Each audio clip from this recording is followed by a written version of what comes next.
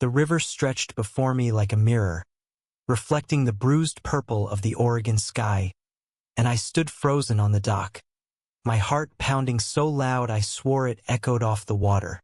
My best friend, Javier, was already in the canoe, his laugh cutting through the evening chill as he waved me over, his dark eyes glinting with something I couldn't quite name. I'd known him for a decade, but tonight felt different, charged, like the air before a storm. My name's Caleb, 25, a graphic designer from Portland with a knack for overthinking and a closet full of flannel shirts. Javier, also 25, is a freelance photographer, the kind of guy who could make a gas station look like art through his lens. He's got this energy, electric, unapologetic, that pulls people in, and I've been orbiting him since we met at a community college art class. Back then, I was the quiet black kid sketching in the corner. He was the Latino whirlwind who plopped down next to me and declared we'd be friends. And we were inseparable until this trip. He'd pitched it weeks ago. A weekend canoeing the Willamette River. Just us. No phones, no distractions. "Come on, Caleb," he'd said, tossing a Polaroid of us from last summer onto my desk. "We need this." I'd agreed, thinking it'd be like old times, laughing, trading stories, maybe sneaking a beer under the stars.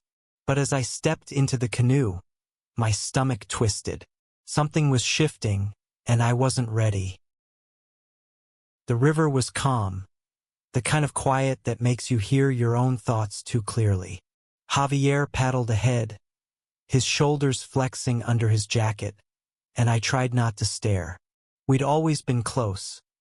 Sleepovers, late-night drives, secrets swapped at 2 a.m. But lately, his glances lingered. Or maybe I was imagining it. Maybe I wanted them to linger. "Yo, you gonna help or just daydream?" Javier teased, glancing back. His grin was all teeth, and my chest tightened. I grabbed the paddle, splashing water as I tried to match his rhythm. "There he is," he said, softer now, and I swear his voice carried something heavier than usual. We set up camp as the sun dipped below the trees, the forest humming with crickets. Javier built a fire, his hands steady as he stacked logs, and I watched him, wondering when he'd become this person I couldn't stop noticing. His hair fell into his eyes, and I fought the urge to brush it away. What was wrong with me? This was Javier, my best friend, the guy who'd seen me cry over a bad breakup and still stuck around. Dinner was instant noodles and stories. He told me about his latest gig, shooting a wedding in Seattle, how the bride cried so hard she smudged her makeup. I laughed, but my mind was elsewhere, stuck on the way his hands moved when he talked, animated and sure. "You're quiet tonight," he said, poking the fire. "What's up?" I shrugged, staring at the flames. Just thinking, how could I tell him? That I'd been replaying every moment we'd spent together, searching for clues I'd missed, that I was terrified of what I was starting to feel. He didn't push. Instead, he pulled out his camera, the old Polaroid he carried everywhere, and snapped a shot of me. "For the archives," he said, shaking the photo. I rolled my eyes, but my heart wasn't in it.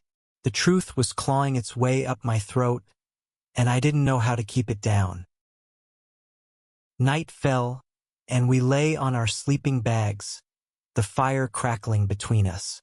The stars were obscene, a million pinpricks of light, and I felt small, exposed. Javier was quiet for once, his breathing steady, and I thought he'd fallen asleep. Then he spoke, his voice low, almost a whisper. "Caleb, what if I told you something crazy?" My pulse spiked. "Like what?" He turned his head, his eyes locking onto mine. "Like I've been thinking about you. A lot. More than I should." The world stopped. My breath caught, and I stared at him, searching his face for a joke, a deflection, anything. but his expression was raw, unguarded, and it hit me like a freight train. He meant it. His words hung in the air, heavy as the smoke curling from the fire. I opened my mouth, but nothing came out. Javier sat up, his silhouette sharp against the flames, and I could see the tension in his jaw, like he was bracing for a blow. "Caleb, say something," he said, his voice cracking just enough to undo me. "I know this is a lot, but I can't keep pretending." I scrambled to sit up, my hands shaking. "Pretending what?" I asked, though I knew. God, I knew. I'd felt it too. The pull, the ache, the way my skin buzzed when he was near. But hearing it out loud, it was like stepping off a cliff. He ran a hand through his hair, his eyes darting to the river, then back to me. "That I'm not in love with you," he said. "Because I am. I have been for a while." The word love landed like a stone in my chest. I wanted to laugh it off, to call him dramatic, but his face told me this wasn't a whim. This was Javier, who'd never lied to me, not once in 10 years. And now he was laying his heart bare, and I was terrified. I don't know what to say," I admitted, my voice barely above a whisper. "Javi, you're my best friend. You're everything. But this..." He nodded like he'd expected this. "I know. It's messy. I didn't mean to drop this on you. But being out here, just us, it's killing me to keep it in." I stared at the fire, my mind racing. I'd grown up in a family where feelings like this were whispered about, judged, shoved into corners. My dad, a pastor, had made it clear. Love was supposed to look a certain way. But Javier? He'd always been my safe place, the one person who saw me, really saw me. And now he was asking for more, and I didn't know if I could give it.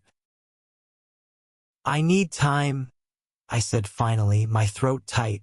I'm not saying no. I just need to figure this out." He exhaled, a mix of relief and pain. "Okay, I can wait. I've waited this long, right?" He tried to smile, but it didn't reach his eyes. The rest of the night was quiet, too quiet. We didn't talk about it again, but the air between us had changed, charged with something fragile and dangerous. I lay awake, listening to the river, replaying his words. In love with me. How long had he felt this way? How had I missed it? Morning came too fast. We packed up camp in silence, the kind that feels like a bruise. Javier was still Javier, cracking jokes, offering me coffee from his thermos, but there was a carefulness to him now, like he was afraid to break something. I hated it. I hated that I'd made him feel like he had to tiptoe. We got back in the canoe, the river stretching ahead like a question mark. I paddled harder than I needed to, trying to outrun my thoughts. Javier was behind me, his presence a steady weight, and I wondered if I'd ever see him the same way again. Not as my friend, but as more. By noon, we stopped at a small clearing for lunch. The forest was dense here, the air thick with pine and earth. Javier pulled out his camera, snapping shots of the river, the trees, anything but me. I watched him, my chest aching. He was beautiful, I realized, in a way I'd never let myself notice before. The way his hands moved, the way his laugh filled the space around us. Was this what love felt like? This terrifying, exhilarating pull? "Javi," I said, before I could stop myself. He looked up, his camera lowering. "I'm scared," I admitted, "but I don't want to lose you." His face softened, and he set the camera down, stepping closer.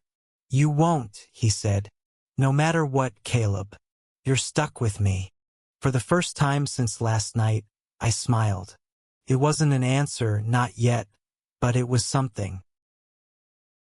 The river carried us forward, but my mind was stuck on Javier's words. looping like a song I couldn't shake. We paddled in sync, the rhythm familiar, but every glance he stole felt like a question I wasn't ready to answer. The forest around us was alive, birds calling, water lapping, yet all I could hear was my own heartbeat, loud and unsteady.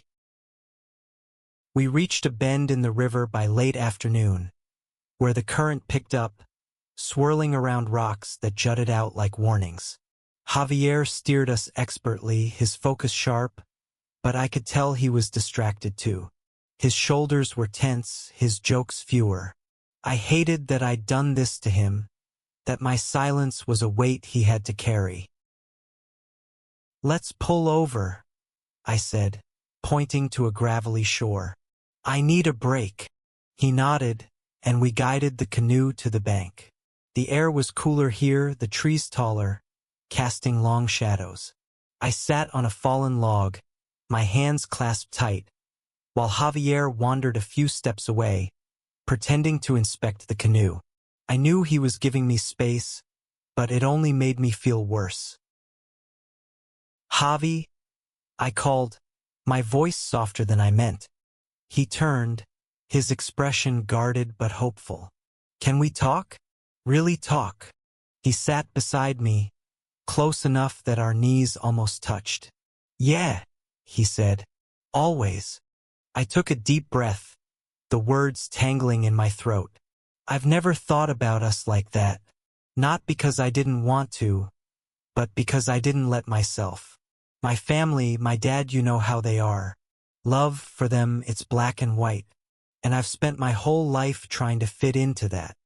Javier listened, his eyes steady on mine. "But what do you want, Caleb? Not your dad, not your family. You." I swallowed hard. "I don't know. That's the truth. I've always felt something for you. More than I should, maybe. But I'm scared, Javi. Scared of what it means, of what happens if I let myself feel this." He reached out, his hand hovering before settling on my arm. His touch was warm, grounding. "I'm scared too," he said. "But I'd rather be scared with you than pretend I don't feel this way." I looked at him, really looked at him, and for the first time, I let myself see what I'd been ignoring. The way his eyes softened when he talked to me. The way he'd always been there, through every doubt, every fear. He wasn't just my friend.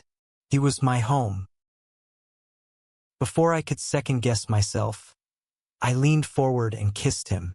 It was quick, tentative, my lips barely brushing his, but it set my heart on fire. He froze for a second, then kissed me back, his hand finding mine.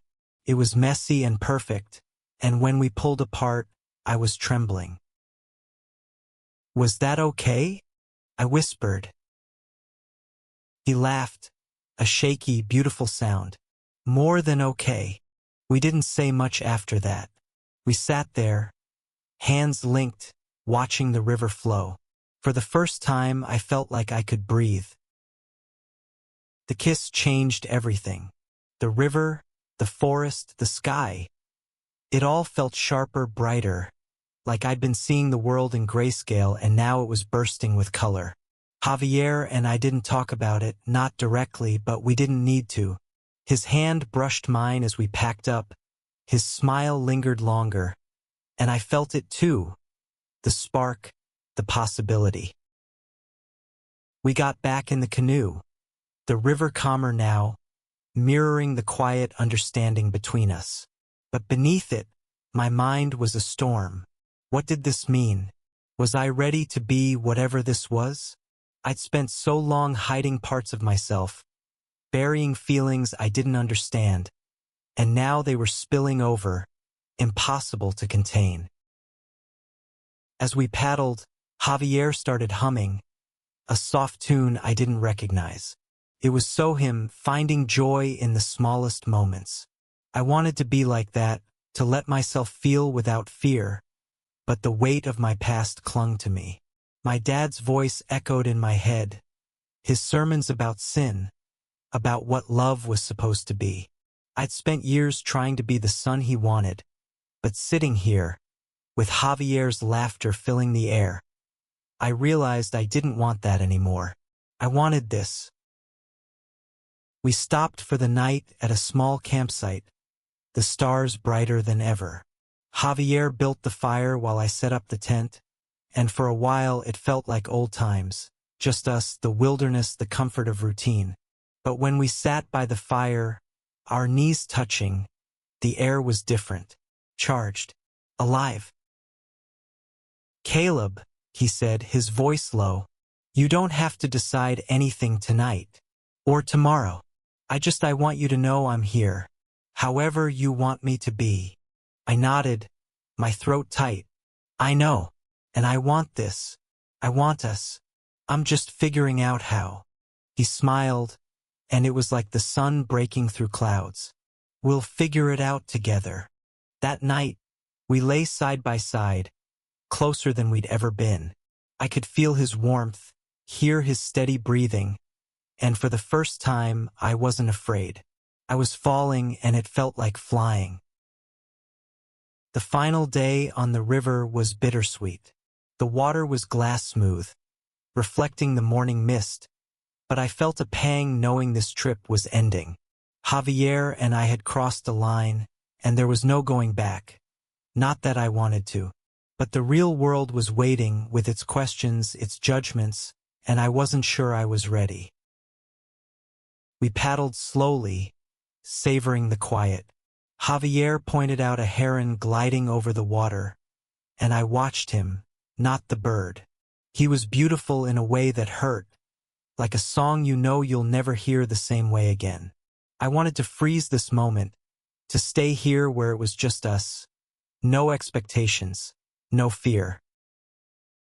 But life doesn't work that way. As we neared the pickup point, the reality of what came next settled in.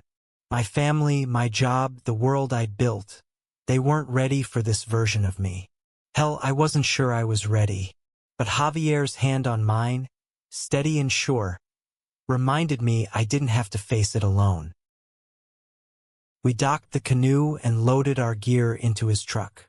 The drive back to Portland was quiet, but not the heavy kind. It was the kind of quiet that comes when you've said what matters. I looked at him, his profile sharp against the window, and I knew I loved him. Not just as a friend, but as something more, something I was still learning to name. When we pulled into my driveway, he turned to me. "You okay?"